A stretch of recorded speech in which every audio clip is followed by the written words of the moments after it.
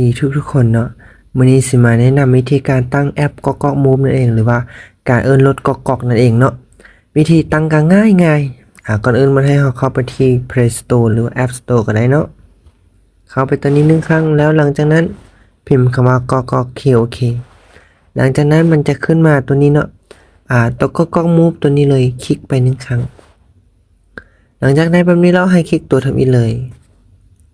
หลังจากนั้นให้เราทำการติดตั้งหลังจากติดตั้งแล้วเราก็เปิดแล้วก็กล้องนี่เนาะแอปนี้โซนี่ก็ถือว่าลดเพิ่นหลาย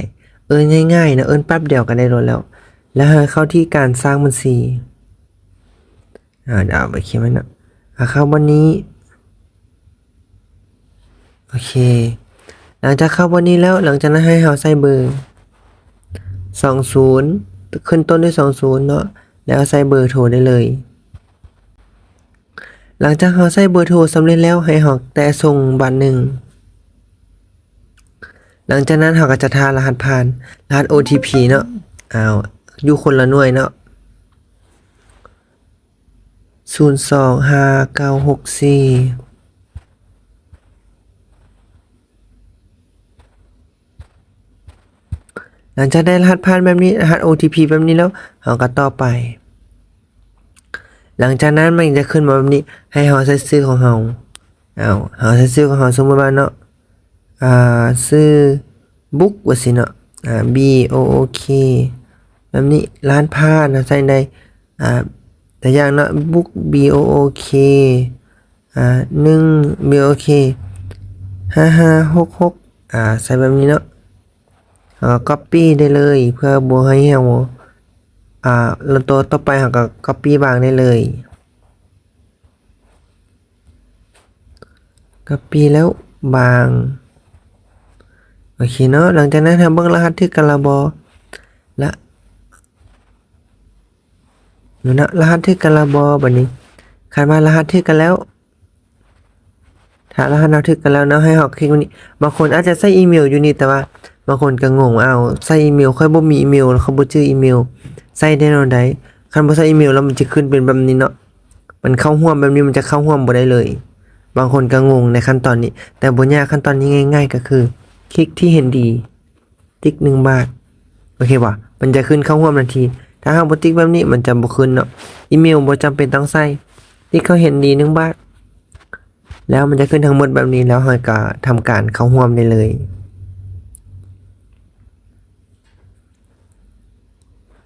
หลังจากนั้น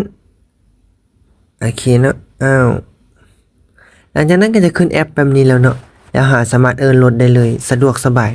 ถ้าเราต้องการเอิ้นรถเราก็คลิกที่เข้าที่แอป1บาทเนาะเอาบนนี้เลยตัวรถตัวนี้1บาท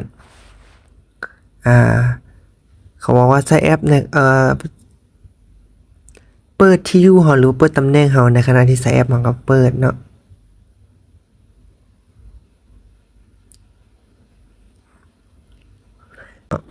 ก็ใส่บัดนี้อันปกติแล้วอันเฮานี่จะถึกบอนอยู่ละสมมุติเราอยู่บัดนี้เนาะอยู่บนนี้แล้วเราต้องการจะไปค้นหาเราจะว่าค้นหาปลายทางคลิก1บาท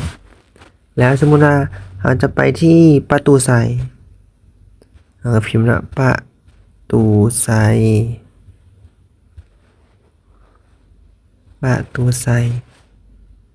ค้นหาแบบนี้มันจะขึ้นแบบนี้ประตูไซคลิกไป1บาทสมมุติว่าเราจะไปใกล้ๆประตูไซเนาะเราก็ซูมเข้าไปสมมุติเราจะไปบ่นี้สำนักงานนี้บ่เราจะไปบ่นี้บ่เราก็สามารถเลือกไปได้เนาะ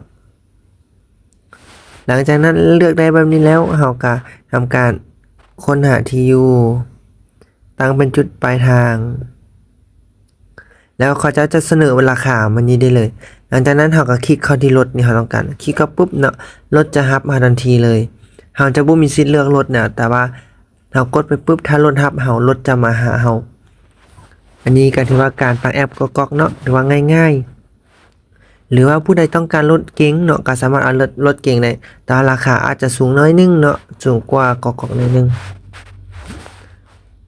เนาะสำหรับการตั้งแอปก๊อกๆก็ถือว่าง่ายๆเนาะถือว่าเป็นอีกวิธีนึงในการเอิ้นรถราคาประหยัดค่าใช้จ่ายของเรา สำหรับคลิปนี้ต้องขอจบคลิปเพียงเท่านี้เนาะขอบใจทุกๆคนที่ติดตามรับชมสำหรับคลิปนี้ต้องกล่าวคำว่าสบายดี